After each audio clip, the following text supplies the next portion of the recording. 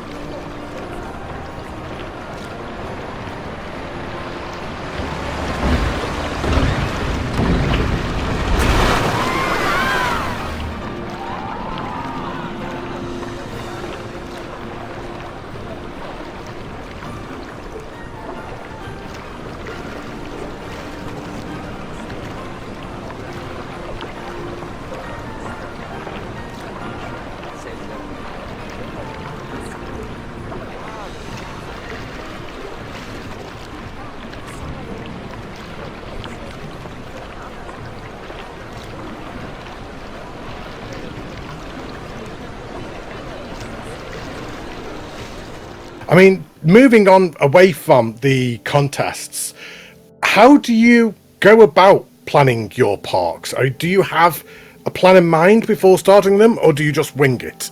I tend to have a vision in my head of what I want to do, and then I'll do that, and then the next part, if it's a shop or a ride or any part of it, I tend to just move on with it. And as I'm building, I like visualize other stuff. So I'd probably say I'll wing it quite a lot.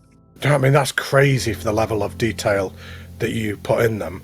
How much real life sources do you use for your parks? Because they're so realistic, they almost pass off as real life parks. Do you use a lot of real life inspiration? Oh yeah, definitely. If I'm doing a certain roller coaster or ride, then I will research and see how their fire exits are and stuff like that, just to make sure that what I'm doing is realistic rather than it looking like realistic, but it actually wouldn't be like that. So I definitely look at real stuff. Yes, I can certainly see that in your builds because they have so much realism in them. A question from Mystic in the community: what are some of your favourite parks by other creators? That could be console or PC. Anything by obviously Nerd Chacho and Moomin would be the typical answers, but I do really like Wix. Everything he tends to do just seems to be full on detail and realistic, and I just love watching Wix build, to be honest.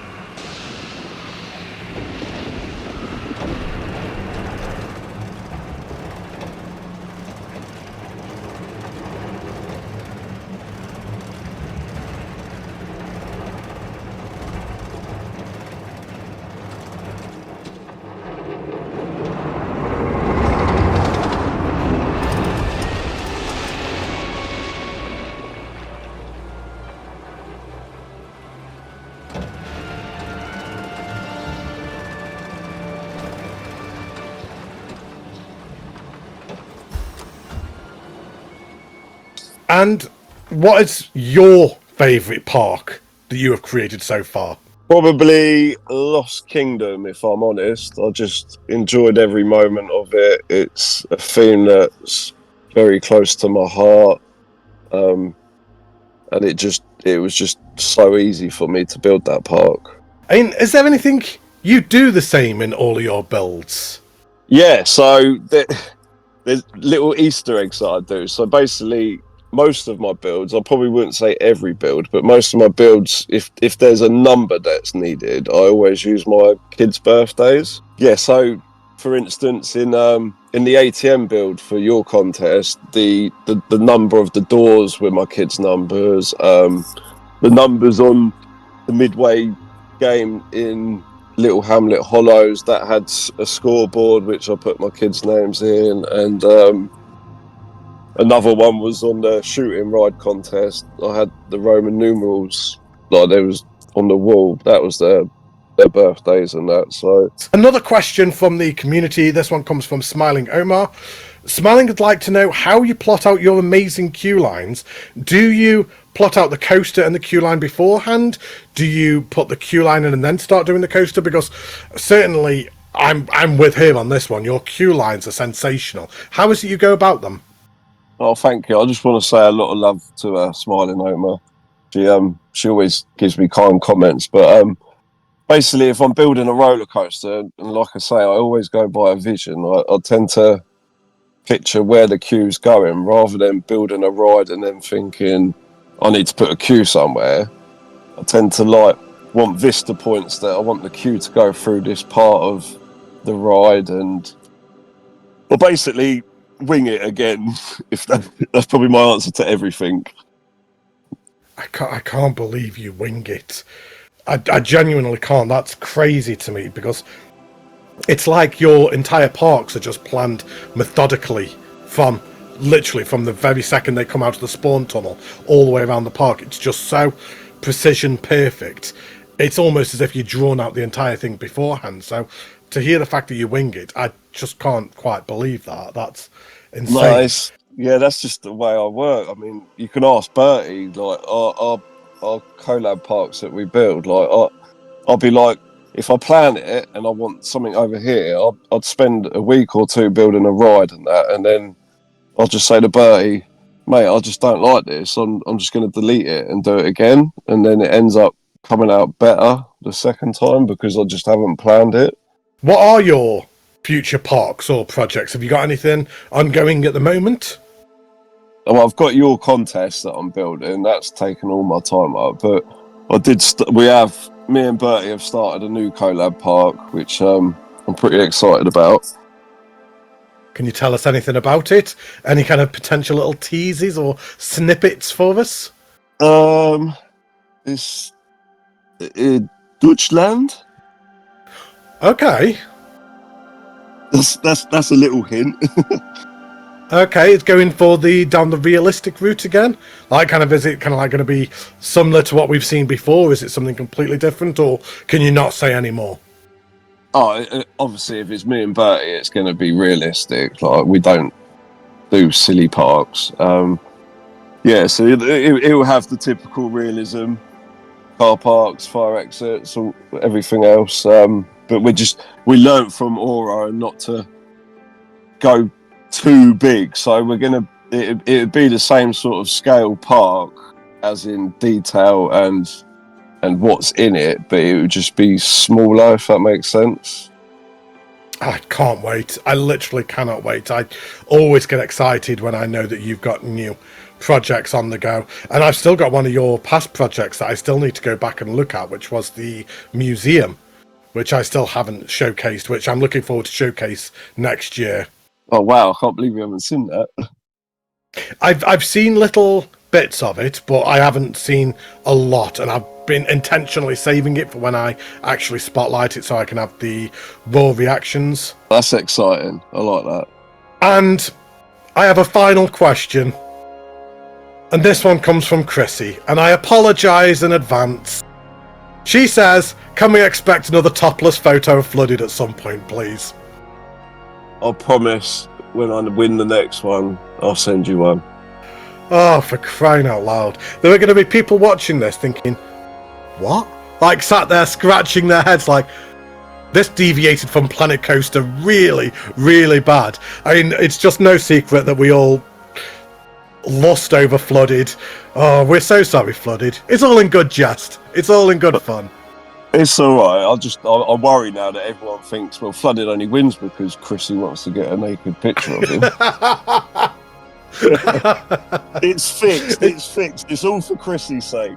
It's Chrissy voting 100 times for you. I mean, it's been an absolute pleasure to actually have you along and actually be able to talk to you, despite the fact that we've known each other now for quite a long time. This is the first time we've ever actually spoken, isn't it? So, right. Well, you've heard my voice all the time, but the first time I've heard your voice.